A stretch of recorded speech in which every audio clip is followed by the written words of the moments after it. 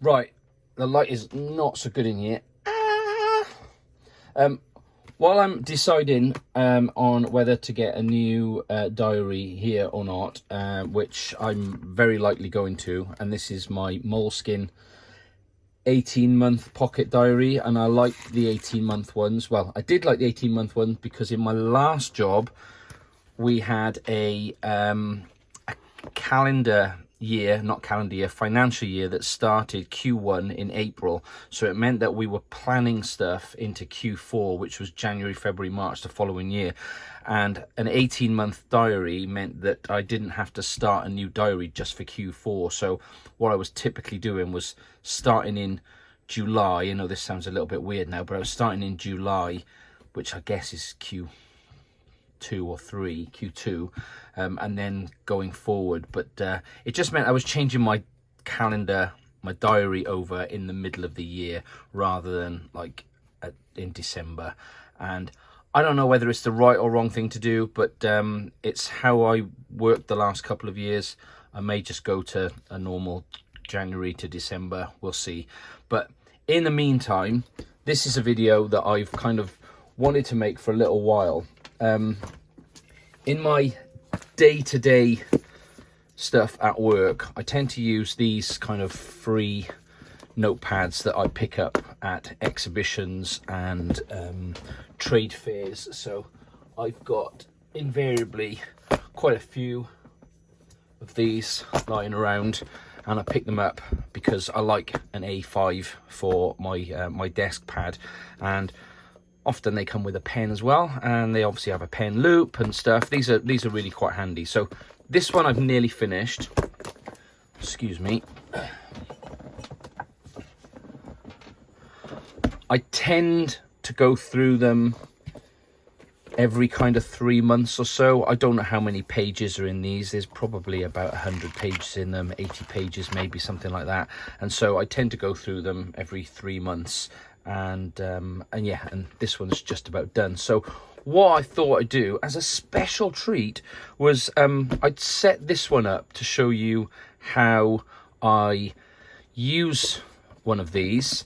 And also, you know, because I'm in kind of in between diaries at the moment, I've tried a different layout in here. Well, different layout. I never had a layout. I just used to use it as a daily pad. I've decided to try a different kind of way of using this that might negate the need for me to have a diary like this. So let's just have a quick look. Now, some of the inspiration has come from the bullet journal method. This actually is quite a good book if you've ever looked into this kind of stuff. This is quite good. I'm actually going to be selling this stuff soon. I'm not quite sure what to do. I might do it as like a channel members competition or something, because we'll see. Anyway, let me know below if you'd be interested in going into like a draw to get these. So this is the bullet journal method book, which is really quite useful, and then it's a set of 3 of the pocket journals that I haven't used clearly. So all of this preamble, which has been about 3 minutes now, I better get to the exciting content of this notepad. So this notepad and pen from a company called Horiba. If you don't know Horiba, they do some automotive and test equipment kind of stuff.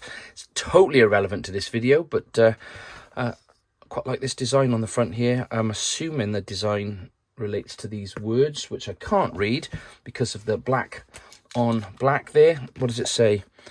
It says Omoshiro Okashiki, which says joy and fun. I'm assuming that's what that says. If it doesn't, I'm sure somebody can correct me. Maybe I'll get Google to translate out or something. Anyway, the rest of this video is going to be pretty quick now. So what I've done is, obviously the first page is always a bit awkward to use, so I might actually just write some basic notes in there for something or other. I don't know, but anyway, this is how I'm going to start using this notepad for August going forward. So Annoyingly, there's not quite sort of 31 lines on these pages. There's about 25 or so, 28 lines. So what I've decided to do is just group the work week up and then double up on the Saturdays and Sundays. So yeah, so there we go. So all I've done is at the front of this, I've written myself a rough kind of calendar covering the next 3 to 4 months. And I've just started today now just to fill in a few things that I've got booked. So I've got an eye test on the 12th. The details don't really matter so much here because I've kind of got these written on my calendar in the kitchen, and I've got reminders elsewhere for this. This is just for work, for me to just remember a few basic things. And obviously for my appointments at work, those are usually in my Outlook or Teams calendar or something. So yeah, so literally all I've just done here is I've put the month at the top. I've split out the work weeks, and you know, these are the work weeks of the year. So week 32, 3, 4, 35. I started filling in a few bits and pieces. So I've done a few months. So I've got a few key events that I've marked off already, where I know I need to have things done. And yeah, that's kind of it. It's not very complicated, but picking these sort of freebie sort of like A5 notepads up, this is a really handy way to work. And having in the front of here a very quick sort of diary of things is useful. And as I said, this kind of I've put 4 months in here. Whether I should have maybe just gone the whole hog and gone right the way through to December, I don't know. But this felt like it was enough. I suspect I'll be finished in this before midway through October anyway. So this is a little bit irrelevant. So that's kind of what I've decided to do to set up the front of these. This is quite useful. And then, you know, this is going to be the first, I should have said August there. Obviously. So this is typically then how I'll set up each day. I mean, I'm not going to complete this yet because I don't quite know what my actions are going to be on Monday the 4th. But I'll write the date, and I'll put the week number up there just as a brief reminder, and then I'll have a few actions for the day. And I roughly use the bullet journal method, and I might use some sort of dots and cross them out if I've done them.